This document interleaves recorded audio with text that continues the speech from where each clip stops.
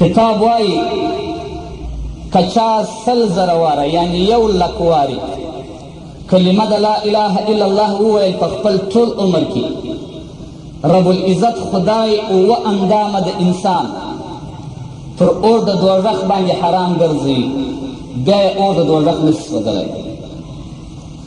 او که څوک مړ سي د قریبانو و انډیوالانو څخه او د هغه د روح دپاره 1,00,000 وارې کلمه د لا اله الا الله ووایي، د قبر د عذاب څخه الله عز وجل نجات ورکوي، په قبر کې عذاب نشي لیدلی.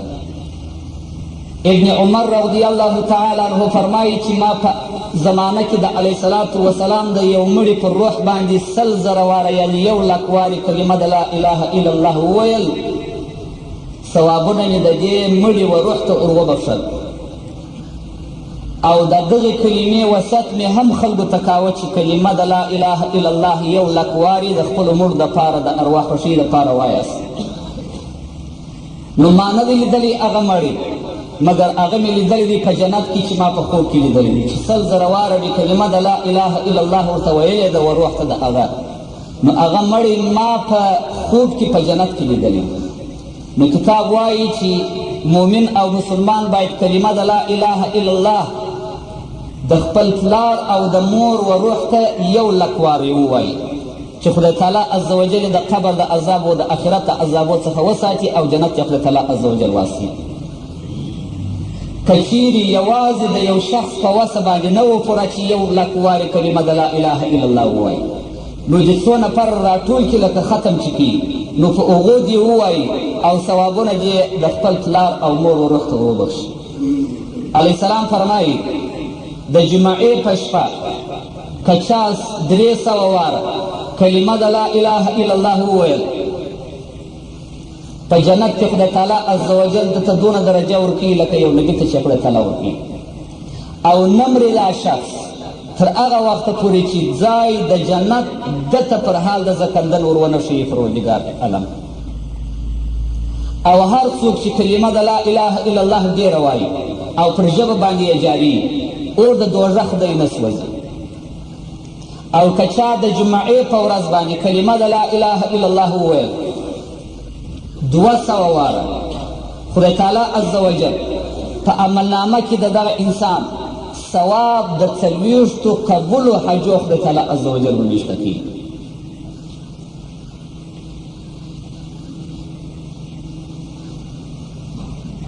علیه السلام فرمایي که چا وروسته تر لمانځه د سهار چې لمونځ وکړي او په مسجد کې کښېني تر هغه وخته پورې چې لمر راخیږي او دغه کلمه د لا اله الا الله وایي، او وروسته د مازدیګر تر لمانځه تر لمرلېدو پورې دا کلمه د لا اله الا الله ووایي، په مابینځ کې د دې کلمې د دنیا خبرې ونه کړي، پر خدای تعالی باندې حق ده چې الله عز وجل به دی خامخا و جنت ته استي. او پوښتنه به په ورځ د آخرت د لږو د ډېر هم نه ځینې وکړي د خدای تعالی عز وجل د دغه بنده څخه په ورځ د قیامت. او شفاعت به وکړي د 80 کسانو د هغسې کسانو چې واجب سوی وي دوزخ ورته مستحق د دوزخ وي، د هغسې کسانو شفاعت په ورځ د آخرت کې. که چا په وخت کې د اوداسه کلمه د لا اله الا الله وویل، پر هر څاڅکي باندې چې د ده د اندامو څخه تویېږي خدای تعالی عز وجل یو ملکه پیدا کړي، تر ورځې پورې د قیامت دغه ملکه کلمه وایي او ثواب یې و دغه شخص ته چې دا کلمه یې په اوداسه کې ویله د خدای تعالی عز وجل یې د دغې ملکې ثوابونه ټول پروردګار عز وجل و ده ته وربخښي. هر سړي که په وخت کې د خوب چې و خوب ته ځي 10 واره کلمه د لا اله الا الله محمد رسول الله وویل، داسې ثواب لري لکه یو مرئۍ چې په لاره کې د خدای عز وجل عذاب وګرځي.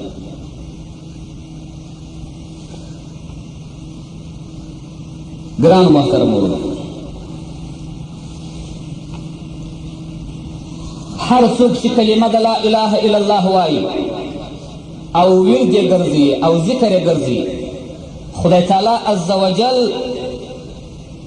دی د اوره څخه د دوزخ ساتي. پروردګار عز وجل وحی و موسی علیه السلام ته ورکړی چې ای موسی علیه السلام د امت څخه د علیه السلام یو قوم دی چې په زوره کلمه د لا اله الا الله وایي. دا دوستان زما دي، زه خپل دیدار اولین و دغسې قوم ته ورکوم او دا په مثل باندې د پیغمبرانو او ثواب د پیغمبرانو ورکوم. هر څوک چې وروسته تر لمانځه د سهار 10 واره کلمه د لا اله الا الله ووایي او وروسته د ماپښین تر لمانځه 20 واره ووایي، د مازدیګر تر لمانځه یې 30 واره ووایي، د ماښام تر لمانځه 40 واره ووایي، د ماخوستن تر لمانځه وروسته یې 50 واره ووایي، تر وترو وروسته 80 واره کلمه د لا اله الا الله ووایي. خدای تعالی عز وجل د 80 لکو ثواب، د 80 لکو کالو ثواب خدای تعالی عز وجل د په عملنامه کې کاشي او جنت ته خدای تعالی عز وجل دا سړی داخلوي. او په جنت کې خدای تعالی عز وجل 80 شهر ور عطا فرمایي. په هر ښار کې 80 قصر وي، په هر قصر کې 80 خونې وي، په هره خونه کې تخت د زرو پروت وي او پر هر تخت باندې هوره ناسته وي. د دې حدیث روایت بیهقي کړی دی. علیه السلام فرمایي هر چا که 100 واره کلمه د لا اله الا الله وویل په ورځ کې، د ده مخ به په ورځ د قیامت د 14 سپوږمۍ په رقم باندې ښکاري. علیه السلام فرمایي تاسې د خپل بدن زکات وباسئ، چې د بدن د زکات دا دی چې کلمه د لا اله الا الله علیه الصلاة والسلام مبارک وایي تاسې ډېره وایاست. په کتاب کې راځي یو لمونځ دی صلات الذاکرین ورته وایي. مؤمن باید دا لمونځ په خپل عمر کې یا چې فارغه سي دا لمونځ باید وکړي. خدای تعالی عز وجل بیا حشر په ورځ د آخرت د ذاکرانو سره راپورته کړي او هر حاجت چې د خدای تعالی عز وجل څخه وغواړي خدای تعالی عز وجل بیا حاجت پوره کړي او ثواب به خدای تعالی عز وجل ورکړي و دغه شخص ته. دونه ثواب چې هغه به په 90 ځایېږي.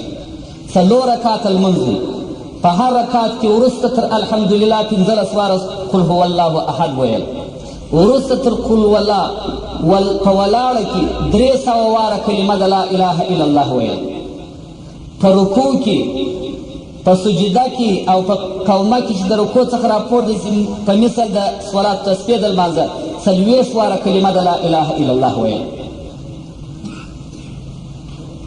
وروسته تر لمانځه 300 واره ویل، 380 واره ویل کلمه د لا اله الا الله.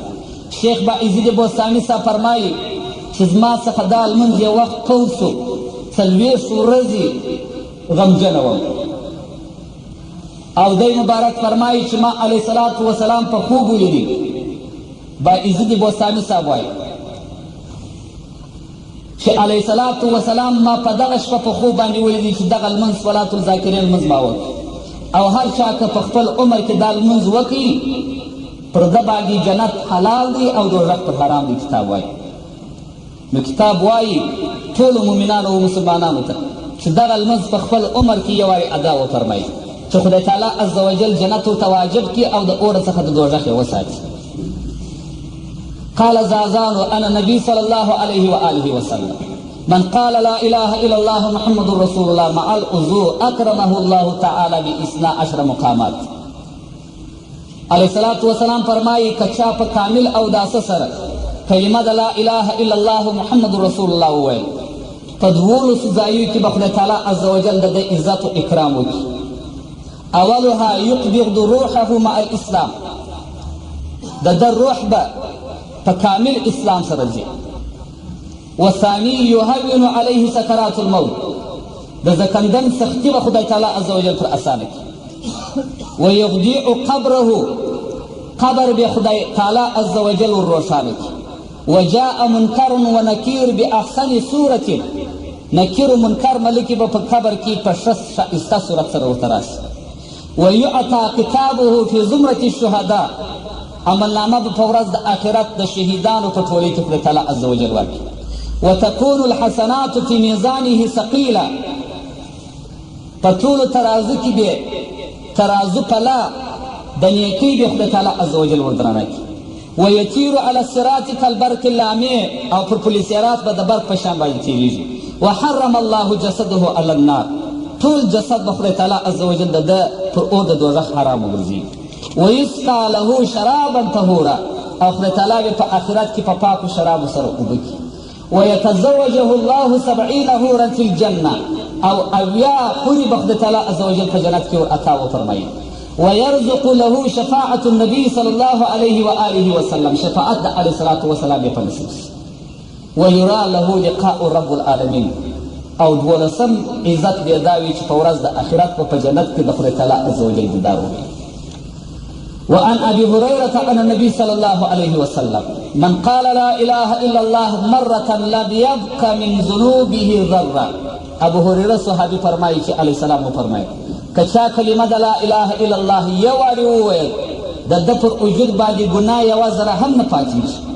وأن النبي صلى الله عليه وآله وسلم أنه قال من قال لا إله إلا الله محمد رسول الله خرج من فمه طائرة أخضر عليه جناحان أبيضان مكللان بالدر والياقوت.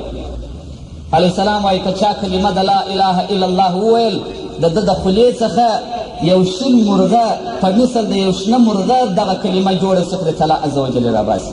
2 وزرونه لري او پر وزرو باندې ملغلري یاقوت مکل وي. وله 10,000 رأس، او دغه مرغه 10,000 سره لري. فی کل رأس 10,000 فم، او په هر سر کې 10,000 خولې وي. فی کل فم 10,000 لسان، په هره خوله کې 10,000 ژبې وي، 10,000 ژبې وي. وفي كل لسان 10,000 لغة، او په هره ژبه کې 10,000 لغت موجود وي. ففي هذه اللغة يعرج إلى السماء، فدغه لغاتو زمزمو